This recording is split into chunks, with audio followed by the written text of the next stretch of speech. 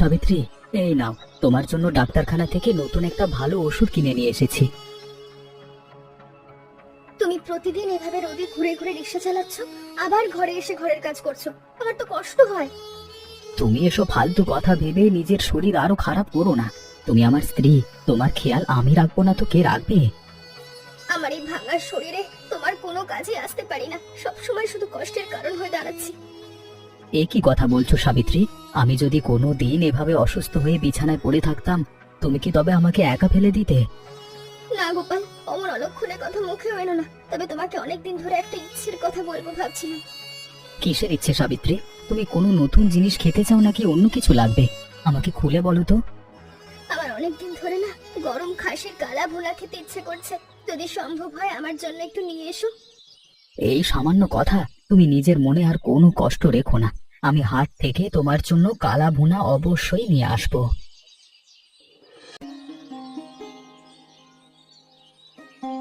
হরিদাস দা, দোকান ভালো আছো তো? আজকে তোমার কাছে একটা বিশেষ কথা জানতেই দোকানে এলাম। আরে গোপাল যে, রিক্সা রেখে হুট করে ভর দুপুরে আমার দোকানে কেন এলে ভাই? সব ভালো তো?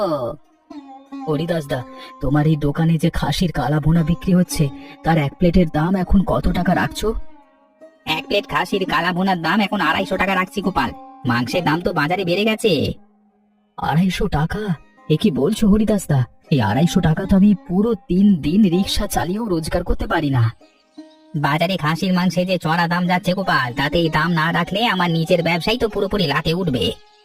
3 দিনের পুরো রোজগার দিয়ে যদি এক প্লেট কালা ভুনা নিই, তবে আমার নিজের ভাঙা সংসারে আর কোনো খাবারই জুটবে না।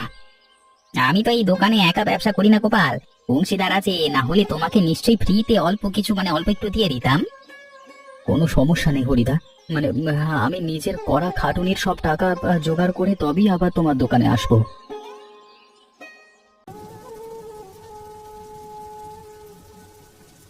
গোপাল, বাইরে তো জলের তোর আরো বেড়ে চলেছে, এভাবে চারদিক ডুবে গেলে মানুষ আদৌ বাঁচবে? আর বলো না সাবিত্রী, বানের জল যেভাবে হু হু করে বাড়ছে, তাতে রিক্সা নিয়ে বাইরের বেরোনোর কোনো উপায় নেই গো। বড় রাস্তাগুলো তো আজ সকালের দিকে একেবারে পুরোপুরি জলের তলায় তলিয়ে গেছে, কোনো মানুষ তো বাড়ি থেকে বেরই হচ্ছে না। রিক্সা নিয়ে যদি আজকে বাইরে যেতে না পারি, তবে আমাদের এই 2 মানুষের সংসার আদেও কিভাবে চলবে তা ভেবেই অস্থির হচ্ছে। আমার নিজের এই অসুস্থ শরীরটার জন্য, আমার এই অসুস্থ শরীরটার জন্য আরো বেশি বাড়তি খরচের বোঝা তোমার এই একলা সাধারণ খাদে চেপে বসেছে। তুমি এসব ভেবে নিজের মন খারাপ করো না সাবিত্রী। আমি ভাবছি বৃষ্টি একটু কমলেই কাদা জল ভেঙে দরকারি কাজে বের হব।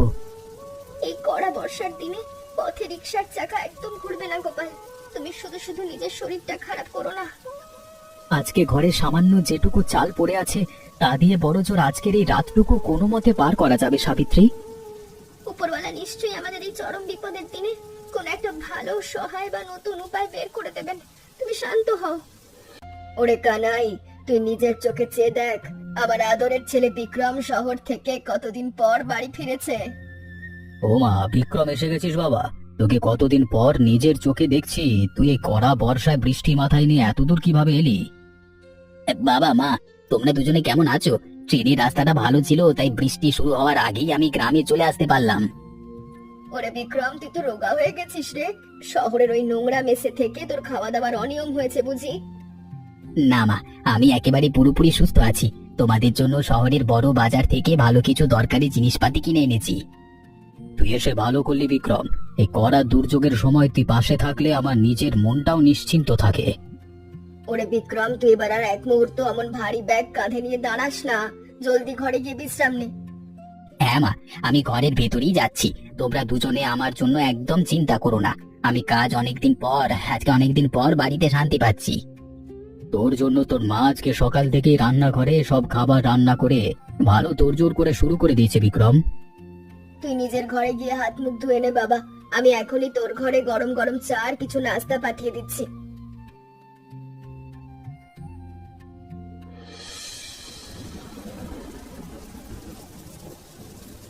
গোপাল দাদা, আপনি কড়া বর্ষার বিকেলে অমন ফাঁকা দোকানের সামনে একা একা দাঁড়িয়ে আদেও কি দেখছেন? আরে বিক্রম যে, তুমি কবে শহর থেকে আমাদের এই কাদামাটির গায়ের বাড়িতে ফিরে এলে ভাই? আমি আজকে সকালে ট্রেনেই বাড়িতে এসে পৌঁছেছি দাদা। তা আপনি মেঘলা দিনে এমন মনমরা হয়ে এখানে দাঁড়িয়ে আছেন কেন? আর বলো না বিক্রম, বানের কড়া জলের তোরে রিক্সা চালানো একেবারে পুরোপুরি বন্ধ, তাই পথে এমনি এমনি ঘুরে বেড়াচ্ছি। আপনার মুখটা দেখে শুকনো লাগছে দাদা। ঘরের সব মানুষ ভালো আছে তো? বৌদির শরীর এখন কেমন আছে? সাবিত্রীর শরীরটা খারাপ বিক্রম, ওর চিকিৎসা চলছে, কিন্তু এই অচল অবস্থায় আমি ওষুধটুকু আদেও কিনতে পারছি না। আপনি নিজের আর কোনো বাড়তি দুশ্চিন্তা রাখবেন না দাদা। চলুন আমরা দুজনে পথ ধরে একটু ঘুরি।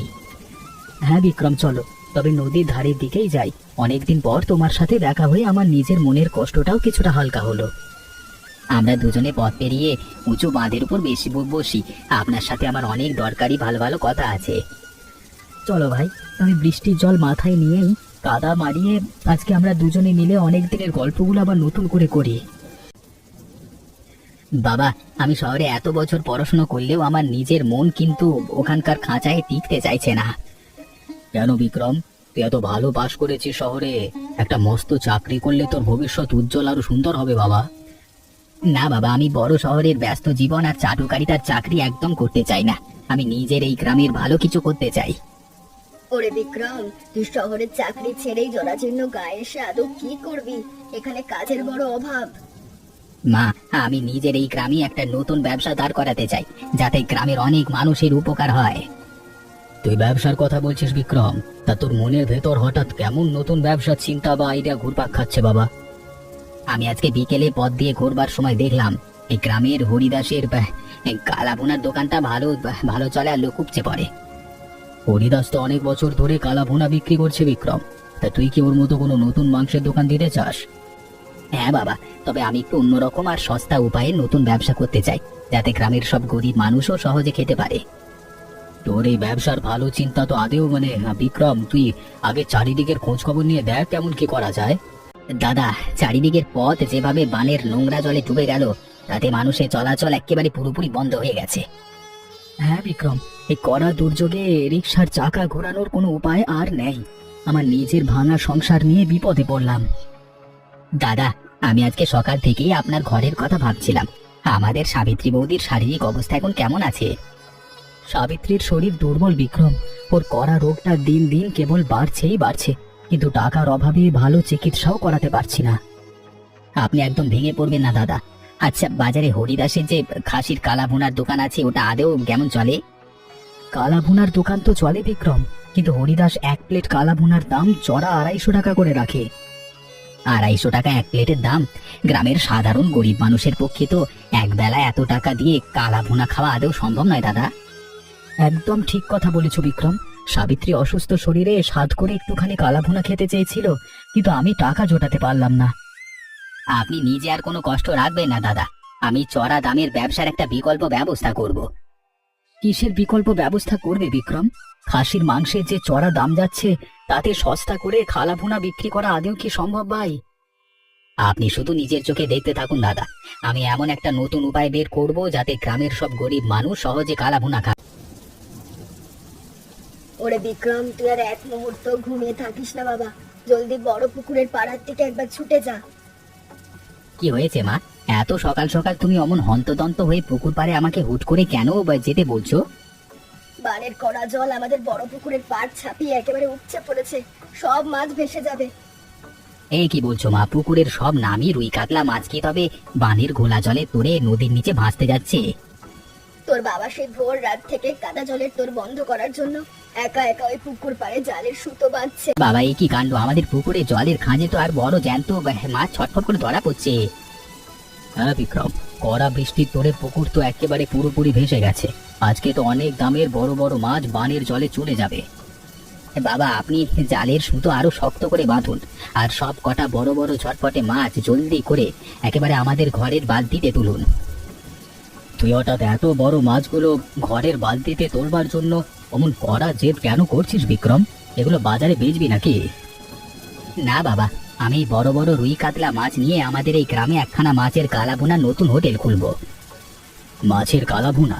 তুই খাসির মাংসের বদলে সস্তা মাছ দিয়ে কালাভুনার ব্যবসা করবি? এ তো নতুন আইডিয়া। বৌদি, আপনার শারীরিক অবস্থা এখন কেমন আছে? গোপাল দাদা ঘরে নেই বুঝি? ওনাকে তো উঠানে দেখলাম না। আরে বিক্রম বাবু যে, এসো এসো। গোপাল তো সেই সকালবেলা থেকে বাজারে কাজের খোঁজে হন্তদন্ত হয়ে গেছে। গোপাল দাদা কড়া বৃষ্টির মধ্যে কাজের খোঁজে বাজারে ঘুরছেন কেন বৌদি? ওনার তো এখন রিক্সা চালানো একেবারে পুরোপুরি বন্ধ। আর বলো না, আমি অসুস্থ শরীরে সাথ করে একটু খাসির কালা ভুনা খেতে চেয়েছিলাম, সেই দিন থেকেই ওর কষ্ট। এ কি কষ্টের কথা শোনালেন বৌদি? গোপাল দাদা তবে আপনার মুখের এই সামান্য খামখেয়ালিপনা মেটানোর জন্যই বৃষ্টির মধ্যে ঘুরছেন? হ্যাঁ, ও নিজে রিক্সার চাকা বন্ধ থাকায় অস্থির হয়ে পড়েছে, যেন কাজ করে টাকা জোগাড় করে আমার স্বাদ মেটাতে পারে। আপনি নিজের মনে আর কতটুকু দুশ্চিন্তা রাখবেন না বৌদি। গোপাল দাদা ঘরে ফিরলে ওনাকে জলদি আমার বাড়িতে একবার যেতে বলবেন। কেন বিক্রম বাবু, গোপালের সঙ্গে তোমারই ভর সন্ধ্যেবেলা কি এমন দরকার? কিছু কাজের কথা? হ্যাঁ, আমি এই গ্রামে নতুন একটা ব্যবসা কাজের শুভ সূচনা করতে যাচ্ছি বৌদি, যেখানে গোপাল দাদা আমার প্রধান অংশীদার হবেন। কি কথা বলছো? গোপাল যদি তোমার সাথে কাজ করার সুযোগ পায়, তবে আমাদের এই অভাবের দিন কাটবে। হ্যাঁ বৌদি, গোপাল দাদা আমার সাথে কাজ করলে ওনার নিজের পরিশ্রমের ন্যায্য দাম পাবেন, আর আপনার কড়া চিকিৎসার ভালো ব্যবস্থা হবে। ওরে গোপাল, তুই এত কড়া বৃষ্টির রাতে কাদা পথ ভেঙে হুট করে আমার এই ঘরে কেন এলি বাবা? সাবিত্রীর শরীর ভালো আছে তো? কানাই কাকা, সাবিত্রীর শরীর খারাপ, তবে আজকে বিক্রম আমাকে ওনার সাথে জরুরি একখানা কাজে দেখা করতে বলেছিলেন। হ্যাঁ গোপাল দাদা, আমি আপনার পথ চেয়ে এতক্ষণ ধরে এই বড় হ্যারিকেনটা জেলে আগ্রহ নিয়ে বসেছিলাম। কিসের জরুরি কাজের কথা বলছো বিক্রম ভাই? আমার তো নিজের রিক্সার চাকা বন্ধ থাকায় এখন দিশেহারা দশা। দাদা, আমি আগামীকাল সকাল থেকেই আমাদের এই গ্রামে একখানা নতুন কালাভুনা দোকান খুলতে যাচ্ছি। এ তো ভালো আর সাহসের কথা বিক্রম। সেই নতুন দোকানে আমার মতো সাধারণ মানুষের কি কাজ আদৌ থাকতে পারে? দাদা, আমি চাই আপনি আমার এই নতুন ব্যবসার প্রধান অংশীদার হন। আমরা দুজনে একসাথেই এই মস্ত হোটেল চালাবো। অংশীদার? এ কি বলছো বিক্রম? আমার পকেটে তো সাবিত্রীর ভালো ওষুধ কেনবার মতো বাড়তি টাকা পয়সা অবশিষ্ট নেই। দাদা, আপনার কাছ থেকে আমি বাড়তি টাকা পয়সা চাই না। আপনার মতো সৎ এবং নিষ্ঠাবান ভালো চরিত্রই আমাদের ব্যবসার মূল পুঁজি। কিন্তু বিক্রম ভাই, কোনো টাকা পয়সা না নিয়ে আমি অমূল হোটেলের অংশীদার আদৌ কিভাবে হব? এটা তো ঠিক দেখায় না। ওরে গোপাল, তুই বিক্রমের এই ভালো প্রস্তাব ফিরিয়ে দিস না বাবা। তুই সততার সাথে কাজ করলে আমরা খুশি হব। আপনি যখন নিজের মুখে এই আশার কথা বলছেন কানাই কাকা, তবে আমি নিজের পুরো পরিশ্রম দিয়ে বিক্রমের সাথে নতুন কাজে লেগে পড়ব। গোপাল, এই কড়া দুর্যোগের রাতে কানাই কাকার বাড়ি থেকে ফিরে তোমার মুখটা এমন হাসি খুশি দেখাচ্ছে কেন? সাবিত্রী, আজকে আমাদের এই ভাঙা সংসারের সব চরম দুঃখের দিন একেবারে পুরোপুরি শেষ হতে চলেছে। আমি বড় খবর নিয়ে এসেছি। কিসের বড় খবর গোপাল? কানাই কাকা কি তোমাকে নতুন কোনো ভালো কাজ দিয়েছেন, নাকি হাটে কোনো রিক্সা চালানোর সুযোগ? না সাবিত্রী, কানাই কাকার ছেলে বিক্রম আগামীকাল থেকেই এই গ্রামে একখানা নতুন কালাভুনার দোকান খুলতে যাচ্ছে। কিন্তু আনন্দের কথা গোপাল, তা বিক্রম বাবুর সেই নতুন কালাভুনার দোকানে আমাদের মতো গরিবের কি আদৌ কাজ হবে? বিক্রম আমাকে ওনার সেই নতুন হোটেলের প্রধান ব্যবসায়িক অংশীদার করতে চাইছে সাবিত্রী। আমার আনন্দ আর ধরে না গো। কি বলছো? অংশীদার হতে গেলে তো টাকা পয়সার প্রয়োজন হয়, আমাদের ঘরে তো বাড়তি জমানো টাকাও নেই। বিক্রম ভাই বলেছে আমার কোনো টাকা লাগবে না, ও শুধু আমার সততা আর ভালো পরিশ্রমের মূল্য দিতে চায় সাবিত্রী। বিক্রম বাবু খুব দয়ালু মনের মানুষ, এই উপকারের কথা আমরা কখনো ভুলবো না। হ্যাঁ সাবিত্রী, যদি এই ব্যবসাটা একবার ভালো করে জমে যায়, তবে আমি বিক্রমের কাছ থেকে কাছ থেকে চেয়ে প্রায় তোমার জন্য ভালো কালাভুনা নিয়ে আসবো। তুমি এখন আমার কালাভুনার কথা ভেবে অস্থির হয়েও না। এই বন্যা বাদলের দিনে তুমি শুধু ওনাদের সাথে মন দিয়ে কাজ করো। বিক্রম ভাই, আমরা খাসির বদলে এই পুকুরের বড় রুই কাতলা মাছের কালাভুনা করছি। গ্রামের মানুষ আদৌ এটা ভালো মনে খাবে তো? আপনি কোনো চিন্তা করবেন না দাদা, গ্রামের সব মানুষ তো চড়া দামের কারণে হরিদাসের দোকানে খাসির কালাভুনা আদেও খেতে পায় না। হ্যাঁ ভাই, হরিদাসের দোকানে এক প্লেটের দাম 250 টাকা হওয়ায় সাধারণ গরিব মানুষ দোকানের পথ মারাতেও ভয় পায়।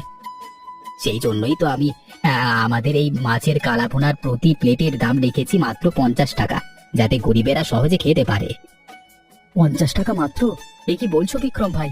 এত সস্তায় কালাভুনা দিলে গ্রামের ধনী দরিদ্র সব মানুষই তো আমাদের দোকানে ছুটে আসবে। হ্যাঁ দাদা, আমাদের মূল উদ্দেশ্য তো গ্রামের সব সাধারণ মানুষকে কম খরচে পেট ভরে এই নতুন স্বাদের ভালো খাবার খাওয়ানো। তোমার এই পুণ্যময় চিন্তার কথা শুনলে কানাই কাকাও গর্ববোধ করবেন বিক্রম ভাই। কাজটা মহৎ হলো। দাদা, আপনি কড়াইয়ের এই গরম মাছের টুকরোগুলো আর একটু লালচে করে ভাজুন। কড়া আঁচে ভাজলে মশলাগুলো ভালো করে ভেতরে ঢুকবে। হ্যাঁ বিক্রম ভাই, আমি পুরো মশলা দিয়ে কড়াইটা যত্ন করে নাড়ছি। দেখবে আমাদের এই প্রথম দিনের রান্না দারুণ হবে। গোপাল, দুদিন আগেই তো তুই আমার নিজের দোকানে এসে এক প্লেট খাসির কালা ভুনার চড়া দাম শুনে হতাশ হয়ে ফিরে গেছিলিস ভাই। হ্যাঁ হরিদাস দা, আমার ঘরে তো তখন সাবিত্রীর ওষুধ কেনবার মতো বাড়তি কোনো টাকা পয়সা আদেও ছিল না, তাই অমন করে ফিরে গেছিলাম। আর আজকে দেখছি তুই হুট করে বন্যা বাদলের করা দিনে কানাই বাবুর ছেলের সাথে মিলে পথের ধারে দোকান খুলে বসে গেছিস। হরিদাস দা, আমি তো নিজের ক্ষমতায় কিছুই করি না। এই হোটেলের সমস্ত ভালো পরিকল্পনা, টাকা পয়সা তো কানাই কাকা ছেলে বিক্রমের। তা যাই বলো গোপাল, এই দুর্যোগের দিনে গ্রামের সব রিক্সাওয়ালাদের যেখানে কষ্ট হচ্ছে সেখানে তুই ভালো কাজ পেলি। হ্যাঁ হরিদাস দা, বিক্রম ভাই যদি নিজের মস্ত উদারতা দেখিয়ে আমাকে এই নতুন হোটেলের অংশীদার না করতো, তবে আমার সংসার আদেও বাঁচতো না। হরিদাস কাকা, আপনি আমাদের এই সামান্য নতুন দোকানে পা রেখে ধন্য করলেন। গোপাল দাদা তো কেবল আমার কর্মচারী নন, আমার ব্যবসার অংশীদার। বিক্রম বাবু, তোমরা খাসির বদলে পুকুরের বড় মাছের এই কালা ভুনার নতুন উপায় বের করে প্রশংসা পাওয়ার মতো কাজ করেছো। বিক্রম ভাই, এই নাও আমার রিক্সা চালানোর জমানো শেষ 50 টাকা। এই টাকায় আমাকে এক প্লেট ভালো মাছের কালা ভুনা দাও ভাই। আমি আজকে ভাঙা ঘরে গিয়ে নিজের অসুস্থ বউ সাবিত্রীকে তৃপ্তি করে খাওয়াবো। এ কি বলছেন গোপাল দাদা, আপনি নিজের দোকানের খাবারের জন্য আমাকে এই সামান্য 50 টাকা অমন করে পর ভেবে বাড়িয়ে দিচ্ছেন কেন? না বিক্রম ভাই, তুমি ব্যবসার জন্য নিজের খামারের মাছ আর টাকা ঢেলেছো, আমি বিনা পয়সায় নিজের ঘরের জন্য এই খাবার আদেও নিয়ে যাব না। দাদা, এই দোকানটা যতটা আমার ঠিক ততটাই আপনার নিজেরও দোকান। আমি যদি এখানকার খাবার খেতে পারি তবে আপনি কেন নয় উমা গোপাল, তুমি এত বেলা করে নতুন হোটেল থেকে ঘরে ফিরে এলে, তা তোমার হাতের এই মাটির বাটিতে কি জিনিস এনেছো? সাবিত্রী, তুমি এই বাটির ঢাকনাটা নিজের হাত দিয়ে জলদি খুলে দেবে, দাও তো। আজকে আমি তোমার জন্য কি চমক নিয়ে এলাম দেখো। কি এত সুন্দর আর লোভনীয় দেখতে কালচে রঙের বড় মাছের কালাভুনা, চারদিকে সুবাসে তোমার খিদে বেড়ে গেল। হ্যাঁ সাবিত্রী, তুমি আজকে আর এক মুহূর্ত অপেক্ষা না করে এই গরম গরম মাছের কালা ভুনা তৃপ্তি করে খেয়ে দেখো তো। উমা গোপাল, এই কালাভুনা তো খাসির মাংসের স্বাদকেও হার মানিয়েছে। এই স্বাদ আমি কখনো পাইনি। আমাদের নতুন হোটেলের এই মাছের কালা ভুনা প্রতি প্লেট মাত্র 50 টাকা সাবিত্রী। গ্রামের সব গরিব মানুষ আজকে তৃপ্তি করে খেয়েছে। কানাই কাকা আর ওনার ছেলে বিক্রম বাবু খুব ভালো মানুষ। ওনারা আমাদের এই চরম কষ্টের দিনে জীবনে ভরসা হয়ে এলেন। হ্যাঁ সাবিত্রী, বিক্রম ভাই তো আমার কাছ থেকে এই খাবারের জন্য একটা টাকাও নিতে চাইলো না। ও বড় মনের মানুষ। তুমি ওনাদের এই উপকারের কথা কখনো ভুলো না। সারা জীবন যেন সততার সঙ্গে ওনাদের সাথে কাজ করতে পারো। হ্যাঁ সাবিত্রী, আমি নিজের সমস্ত পরিশ্রম দিয়ে বিক্রম ভাইয়ের এই ব্যবসা বড় করব। ওনারা ভালো থাকলে আমরাও আরামে থাকবো। বাবা, আজকে প্রথম দিনের কালা ভুনার ব্যবসা শেষে আমাদের নতুন ক্যাশব্যাক সেল লাভের টাকা জমা হয়েছে ভালোই। ওরে বিক্রম, তুই নিজের এই নতুন পরিকল্পনা দিয়ে গ্রামের এত মানুষের যেমন সস্তায় ভালো আহার করালি, তেমনই গোপালেরও হিত করলি। বাবা, গোপাল দাদার মতো সৎ এবং খাটুনি দেওয়া মানুষ যদি আমার পাশে না থাকতো তবে আমি একলাই বড় কাজ আদেও পারতাম না। হ্যাঁ বিক্রম, গোপাল সৎ ছেলে, তুই ওর এই সততার মর্যাদা রেখেছিস দেখে আমার নিজের বুকের ভেতরের কোণে শান্তি হলো বাবা। আমি নিজের এই নতুন মাছের কালাভুনার হোটেলটাকে ধীরে ধীরে আরেকটু বড় করতে চাই বাবা, যাতে গ্রামের কোনো মানুষ না খেয়ে না মরে। তুই পূর্ণ আর মহৎ কাজের ভালো চিন্তা করেছিস বিক্রম। গ্রামের গরিবদের মুখে অন্ন তুলে দেওয়ার চেয়ে বড় ধর্ম আদেও কিছু নেই। হ্যাঁ বাবা, আর আমাদের এই নতুন হোটেল থেকে যে বাড়তি লভ্যাংশ আসবে তা দিয়ে সবার আগে আমি গোপাল দাদার স্ত্রীর ভালো চিকিৎসার ব্যবস্থা করব। সাবিত্রী মা অসুস্থ হয়ে জরাজীর্ণ বিছানায় ধুঁকছে বাবা। তুই ওনার ভালো চিকিৎসা ব্যবস্থা কর, জলদি শুরু করলে ওনার ও এসে যাবে। ও শহরে ডাক্তারবাবুর সাথে আমি নিজেই আজকে সকালের দিকে ফোনে কথা বলে সব দরকারি ভালো ব্যবস্থা করে রেখেছি বাবা। তোদের এই উদার মনের মিলন আর সুন্দর কাজের সুফল দেখে আবার নিজের জীবনের শেষ দিনগুলো ধন্য হয়ে গেল বিক্রম। বাবা, আমরা সবাই মিলে একসাথে গায়ের প্রতিটি অভাবী মানুষের মুখে এই নতুন খাবারের স্বাদ আর ভালো ভরসা চিরকাল পৌঁছে দেব।